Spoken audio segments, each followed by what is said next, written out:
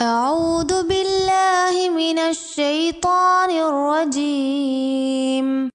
وقال الذين أشركوا لو شاء الله ما عبدنا من دونه من شيء نحن ولا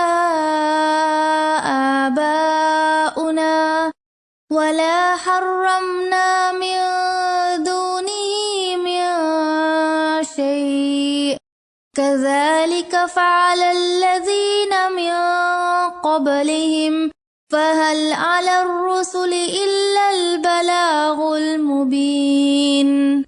ولقد بعثنا في كل أمة رسولا أن اعبدوا الله واجتنبوا الطاغوت فمنهم من هدى الله ومنهم من حقت عليه الضلالة فسيروا في الأرض فانظروا كيف كان عاقبة المكذبين.